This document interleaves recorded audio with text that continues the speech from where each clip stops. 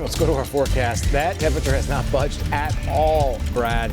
Interesting stuff. And obviously, you can see the air quality behind you. Oh, yeah, hazy. Yeah, the ozone has been a big issue here at the surface today. We're going to see more of that tomorrow with the heat continuing to build. Poor air quality thanks to that ground level ozone, high pressure overhead, temperature inversions always trap all these pollutants near the ground. That's a big issue. Hotter tomorrow and Thursday. So today was low 90s. We'll be in the mid 90s tomorrow, possibly upper 90s Thursday.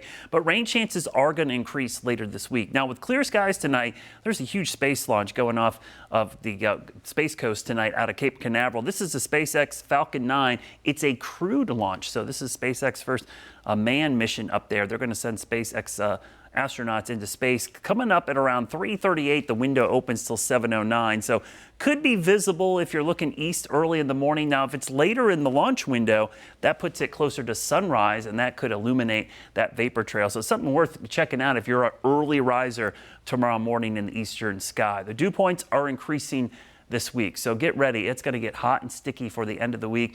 Really on Thursday, I think probably the worst of it will be on Thursday with feel like reading approaching 103, 104. Still sticky this weekend, but we're going to have more clouds and showers around.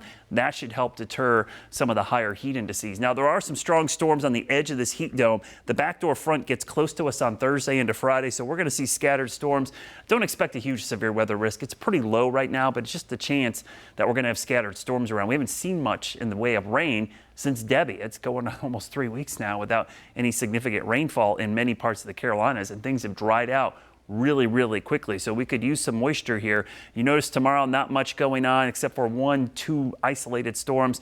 Thursday, dry as well for the most part, but by Thursday evening, that backdoor front shows itself moving in from the northeast, and by Friday afternoon, we start to see the scattered storms return in the afternoon and evening hours, and that will really start to ramp up the weekend where we'll see these afternoon storms. Now, no washouts in your holiday weekend forecast, but just a heads up, you're going to be outside for any length of time, especially on the lake, or you're cooking out or going for a hike. Anytime you're in the afternoon, evening hours, these pop-up storms are going to be possible starting Friday through the weekend. So just a heads up as we're getting into that time of year again where we're seeing the pop-up storms return. In the tropics, we're getting that time of year where the tropics are starting to warm up as well. After having a quiet phase there for a while, after a really quick start, we're seeing activity again. The tropical waves coming off the coast of Africa.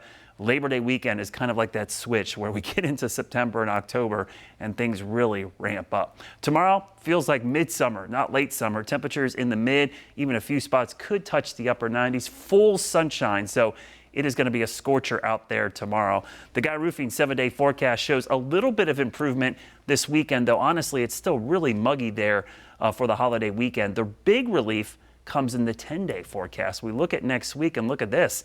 70s and rain chances. Could be a wet and cool week for that first full week of meteorological fall, which starts on Sunday. And look at those average highs. They are trending down, 87 and 68. Looks good. All right.